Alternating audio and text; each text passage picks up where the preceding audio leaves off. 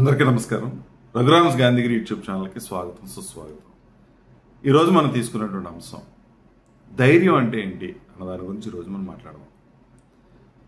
నిజంగా ధైర్యం అంటే అసలు భయం లేకపోవడం అనేది కాదు.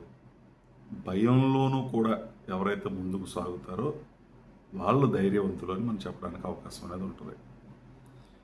చాలామంది అనుకుంటాం వాడు చాలా ధైర్యవంతుడురా, అంటే భయం లేదు అనే కాన్సెప్ట్లోనే మనం ఆలోచిస్తాం.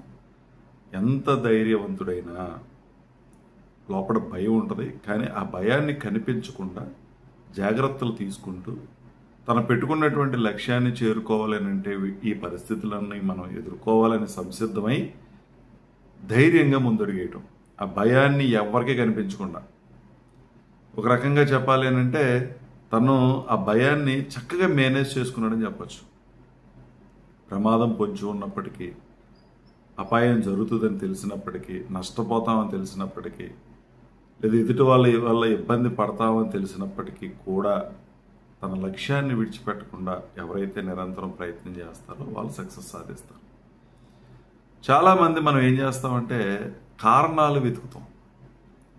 ఏంటి, ఈ భయాన్ని కప్పిపుచ్చుకోవడం కోసం, భయం అని చెప్పుకోకుండా ఎందుకురా ఇది అవలేదు అని అంటే ఏదో ఒక రీజన్ చెప్తాం. ఆ రీజన్ చెప్పి మన మభ్య పెట్టుకుని ఎదుటి వాళ్ళని మభ్య పెట్టేటటువంటి ప్రయత్నంతోనే చాలా పనులు మనం మొదలెట్టకుండా ఉండిపోయేటువంటి పరిస్థితి ఉంటుంది. ఒక్క విషయం మనం గుర్తుపెట్టుకోవాల్సిందే, నువ్వు సక్సెస్ సాధించాలి అని అంటే ఈ భయాన్ని జయించి ధైర్యంగా ముందడుగేసి నువ్వు చేయాల్సినటువంటి పనిని మొదలెడితే నువ్వు సక్సెస్ సాధించినట్టే. సో ఎవరైతే ఈ కారణాలను వెతుకుతూ కూర్చుంటారో, లేదా వాళ్ళ యొక్క ఫలితం రాకపోవడానికి కారణం ఫలానా కారణం అని చెప్పేటటువంటి ప్రయత్నం చేస్తారో వాళ్ళ జీవితంలో ఎప్పటికీ సక్సెస్ సాధించలేరు. మన దైనందిక జీవితంలో అసలు ఏ విధమైనటువంటి ఇబ్బంది లేనటువంటి పరిస్థితి ఏది ఉండదు. నిరంతరం ఏదో ఒక సమస్య ఉత్పన్నం అవుతూనే ఉంటుంది. సజావుగా అంతా సాగిపోవాలని నువ్వు కోరుకున్నంత వరకు అదేమీ సాధ్యపడేటువంటిది కాదు. మనం చాలాసార్లు చెప్తూ ఉంటాం, సమయం రాలేదు, సమయం వస్తుంది అప్పుడు చేస్తాను, పరిస్థితులు ఇప్పుడు నాకు అనుకూలంగా లేవు, లేదా నా జాతకం బాగలేదు, లేదా పలానా వాళ్ళు సహకరించలేదు, సహకరిస్తే జరుగుతుంది. ఇటువంటి మాటలు మనం మాట్లాడుతూ ఉంటాం. ఆరోగ్యం మీద కూడా దోస్తూ ఉంటాం, ఆరోగ్యం సరిగా లేదు, ఆరోగ్యం సహకరించట్లేదు, కుదుట పడిన తర్వాత మొదలు పెడతాను, ఇవన్నీ చెప్తూ ఉంటాం. ఎప్పుడైతే నువ్వు ఏదైతే అనుకున్నావో అనుకున్నటువంటి తక్షణం నువ్వు ప్రారంభించినప్పుడు మాత్రమే నువ్వు సక్సెస్ అనేది సాధించగలుగుతావు. కారణాలు వెతుకుతూ కూర్చున్నంత వరకు నువ్వు ఏ విధమైనటువంటి సక్సెస్ని నువ్వు సాధించలేవు. అందుకని ఏదైనా చేయాలి అని అంటే ఖచ్చితంగా ధైర్యంగా ముందడుగేయండి. ఎక్కడా కూడా కష్టపడకుండా ఏది రాదు. ఎంత కష్టాన్నైనా నువ్వు ఇష్టపడి ముందుకు వెళ్ళేటటువంటి ప్రయత్నం నువ్వు చేయాల్సిందే. నువ్వు దేన్నైనా చేయటానికి భయపడుతూ మొదలు పెట్టలేదు అనుకోండి, ఇంకా అది ఎప్పటికీ మొదలు పెట్టలేవు. ఏ పరిస్థితి నీకు ఎప్పుడు అంత అనుకూలంగా ఉండేటువంటి సమయం అంటూ ఏది ఉండదు. ఉన్నటువంటి సమయాన్నే మనం సద్వినియోగపరుచుకోవాలి. నువ్వు ఇలా కారణాలు చెప్పుకుంటూ పోతే ఉన్నటువంటి సమయం అంతా వృధా అయిపోతుంది. ఎప్పుడైతే నువ్వు కాలాన్ని వృధా చేసుకున్నావో నువ్వు ఏమీ చేయడానికి అవకాశం అనేది కూడా ఉండదు.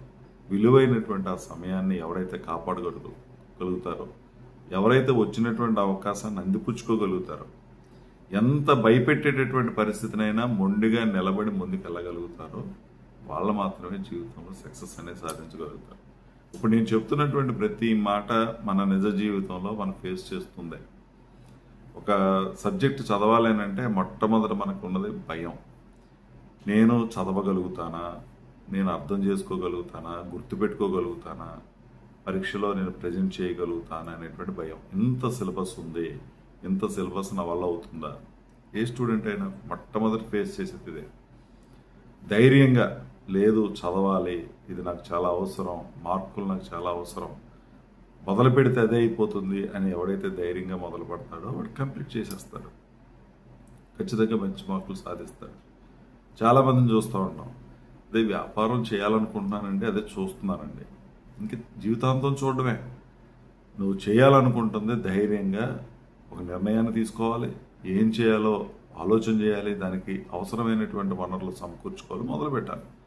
కష్టమో నష్టమో ఏదో జరుగుద్ది, మొట్టమొదట నువ్వు అనుకున్నదాన్ని ఇంప్లిమెంట్ చేయాలి, దాని చర్యల్లో తీసుకురావాలనేటువంటి ఆలోచనకు నువ్వు ధైర్యంగా రావాల్సిందే.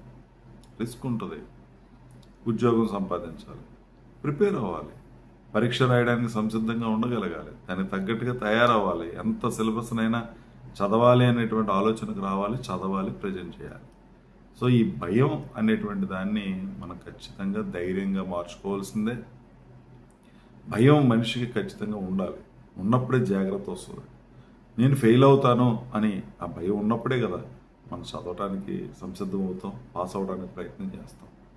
వ్యాపారంలో నష్టం వస్తుంది అనేటువంటి వాస్తవాన్ని మనం గ్రహించినప్పుడే కదా, ఆ భయం ఉన్నప్పుడే కదా నష్టం రాకుండా ఏం చేయాలి, ఏ చర్యలు తీసుకోవాలనేది మనం చేస్తాం.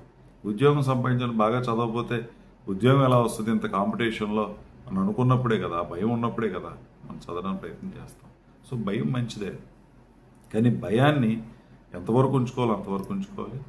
ఆ భయం ఉన్నప్పటికీ కూడా ధైర్యంగా మొదలు పెట్టడం అనేది నేర్చుకో. కారణాలు ఎట్టి పరిస్థితులను వెతకొద్దు, ఎందుకంటే ప్రతి దానికి కారణం ఉంటుంది. కారణం లేకుండా ఎందుకు ఉంటుంది? కానీ ఆ కారణాన్ని మనం ఒక బూచిలో చూపించి నువ్వు చేయాల్సినటువంటి పనిని సకాలంలో చేయకుండా వాయిదాలు వేసేటటువంటి పరిస్థితి ఉంటుంది. నువ్వు ఎప్పటికీ కూడా ఏ పని కూడా చేయలేవు. చాలామందిని చూస్తూ ఉంటాం, 30-35 సంవత్సరాలు వచ్చిన జీవితంలో సెటిల్మెంట్ ఉండదు.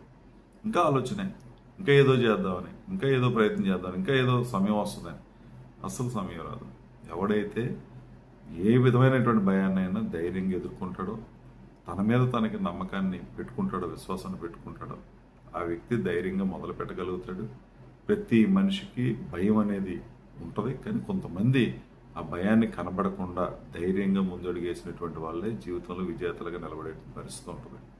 కాబట్టి మీరు కూడా ఈ భయం అనేటువంటి బూచిని ఎలాగోలాగా పారద్రోలండి, ధైర్యంగా ముందడుగేయండి. ఏది చేయాలనుకుంటున్నారో అది తక్షణమే మొదలుపెట్టేటువంటి ప్రయత్నం చేయండి. కారణాలు మాత్రం ఎట్టి పరిస్థితుల్లోనూ వెతకొద్దు. కారణాలు వెతికే కొలది కారణాలు ఉంటాయి, కానీ కారణాలని దాటుకొని చేయాలనుకున్నటువంటిది, పెట్టుకున్నటువంటి పనిని తక్షణమే చేయాలనేటువంటి ఆలోచన ధోరణితో ముందుకెళితే మీరు కూడా సక్సెస్ సాధిస్తారని తెలియజేస్తూ, ఇవన్నీ కూడా ఆచరిస్తారని ఆశిస్తూ, ఓపికగా వీడియో చూసిన ప్రతి ఒక్కరికి పేరు పేరున కృతజ్ఞతలు తెలియజేస్తూ సెలవు తీసుకుంటా ఉన్నాను.